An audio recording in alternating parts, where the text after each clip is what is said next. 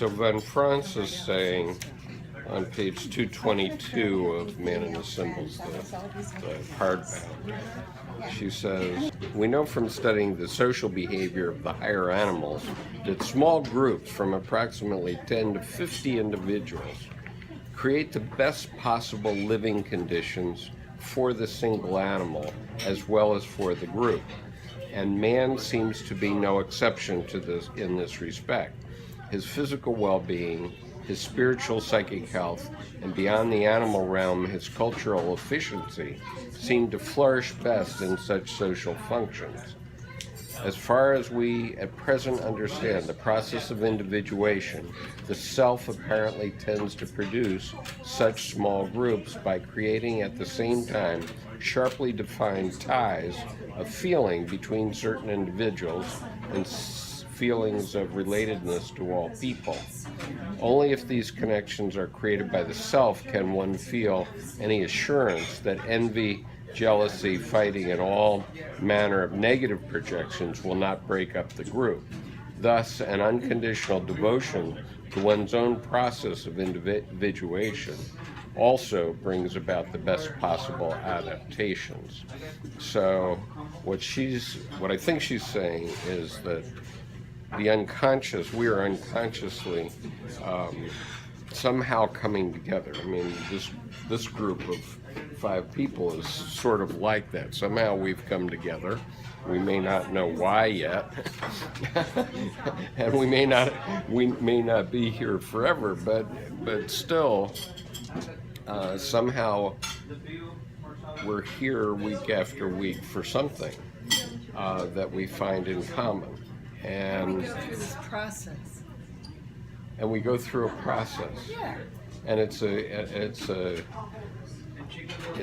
extended process. It's not something that happens like this. But do people go through it by themselves, or do they go to somebody? Like, I read stuff, and I go, oh, I didn't know this about myself or my way of thinking or seeing the world. But what about bringing in?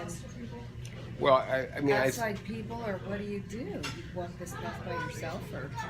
I think we can have 2 examples right here with the group, which formed sort of amorphously, and we originally formed over the Buddhist Center, but then we wanted to have wine and do a few other talk and feel more congenial among ourselves, and so that's one way of doing it. And I don't know if all of you will be here every week.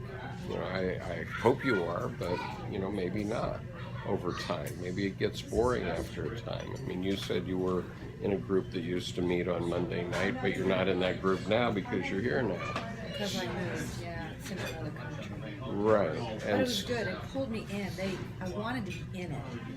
It was by invite only. Uh-huh. So it was a manifesting group.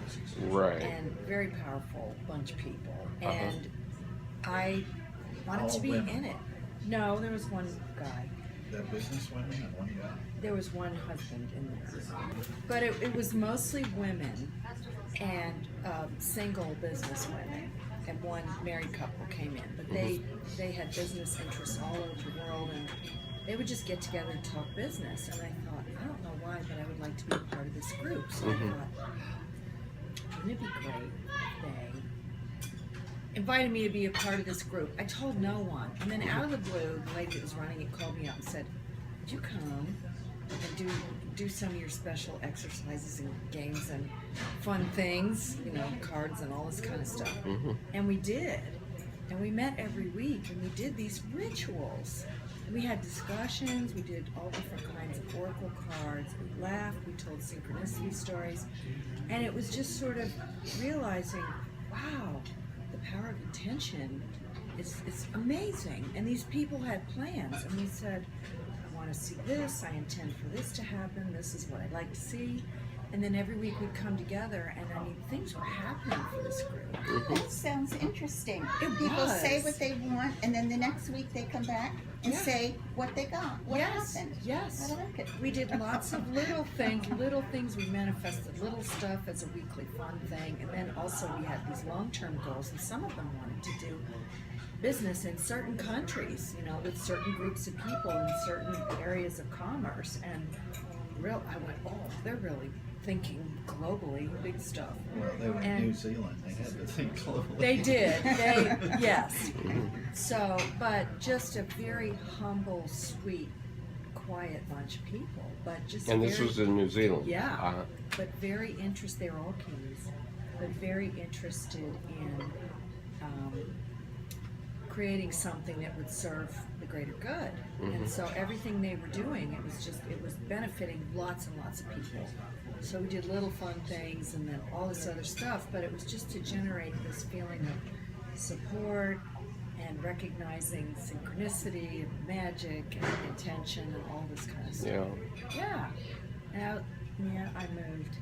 So it's too bad. Well, we can start to think about doing something like that. Surprises. It's almost like you have these little pathways. Yeah. You're standing here at this crossroads. Right. You've got 4, 5, 6 choices.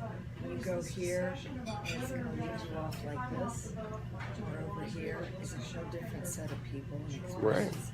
So we're all there. I mean, today, we're sitting here tonight. We're all exactly there. And so where are we going to be 5 years from now?